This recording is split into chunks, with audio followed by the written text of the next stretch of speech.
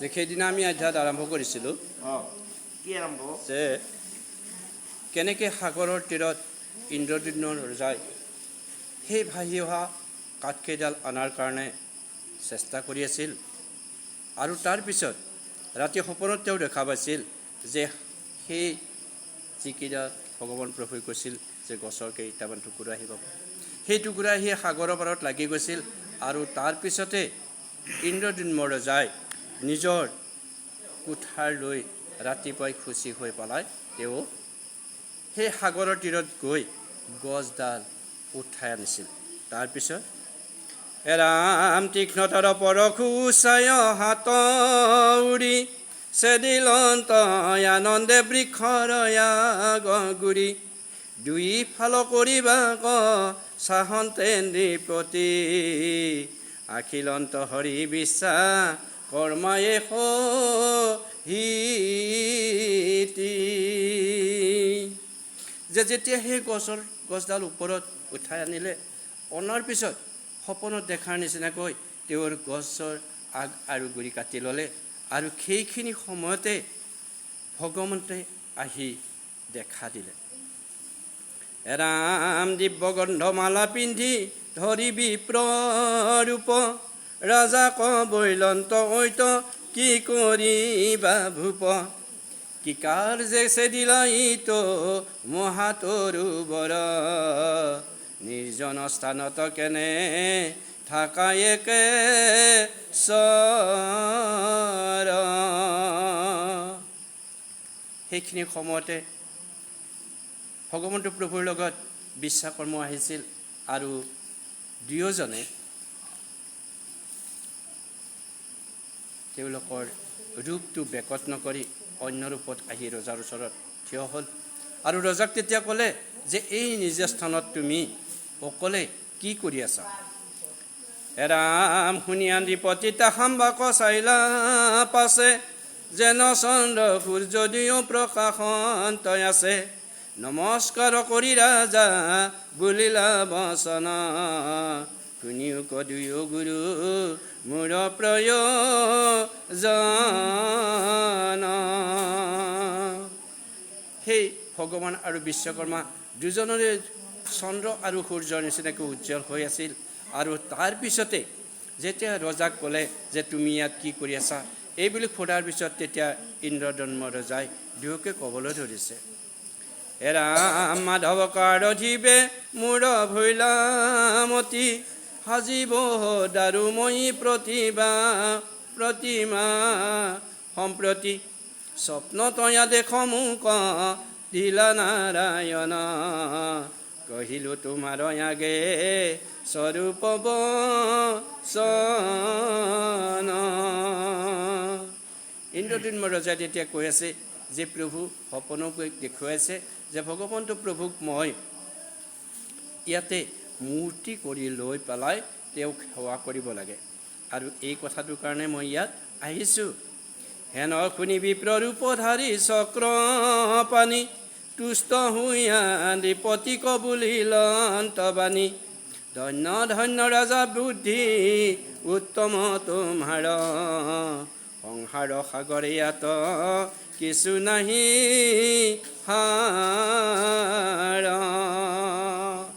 সেইখিনি সময়তে সেই বিপ্ৰৰূপী চক্ৰপাণি বা ভগৱন্ত প্ৰভুৱে ৰজাৰ সেই কথাত সন্তুষ্ট হৈ তেওঁক কৈছে যে ৰজা তুমি ধন্য, তোমাৰ এই উত্তম বুদ্ধিৰ কাৰণে আজি সংসাৰত তুমি সকলোৰে এটা মান্য হৈ আছা। ৰাম যেন জলবুদ তিলে হুৱে চন বিষ্ণু আৰাধিতে তজু সম্পজিলা মন কিনো ভাগ্যৱতী সহগৰাব সুমতি যাহাৰ পালক ভৈলা আপুনি ত্ৰিপতি। যে এই সংসাৰ মানুহবিলাকৰ জন্মটো কেনেকুৱা জলৰ বুদবুদৰ নিচিনা, যে যেতিয়া পানীটো ওপৰৰ ফালে উঠি আহি ডিমাৰ নিচিনা হয় সেইটো লগে লগে ভাঙি যায়। ঠিক একেদৰে মানুহৰ জীৱনটো জন্মিলে পতাকে কোনদিনা মৰিব লাগে তাৰ কোনো হিচাপ নাথাকে। কিন্তু এই সময়তো তুমি যে ভগৱন্তক ভবাৰ কাৰণে চিন্তা কৰি আছা, এইটোৰ কাৰণে মই তোমাক ধন্য মানিছোঁ। আৰু সেইকাৰণে তুমি ইয়াৰে শ্ৰেষ্ঠ ৰজা হৈ আছা। এৰাম হেন শুনি ৰাজা সাগৰত তৰু তলে ৰৈলা চাপি বিপ্ৰৰ প্ৰকট পাছে বিশ্বকৰ্মা বুলিলা হৰি বাণী সাজি তিনি প্ৰতিমায়ে খনে দিব আনি। এই কথাটো যেতিয়া ৰজাক ক'লে, কোৱাৰ পিছতে সেই বিপ্ৰৰূপী ভগৱন্ত প্ৰভুৱে কি কৈছে যে তুমি এইটো ওচৰত লৈ আহা, আৰু এওক যে দেখিছা এও হৈছে বিশ্বকৰ্মা, গতিকে বিশ্বকৰ্মাক মই লগত লৈ আহিছোঁ। বিশ্বকৰ্মাই খন্তেক সময়ৰ পিছতে তোমাৰ তিনিখন প্ৰতিমা সাজি দিব।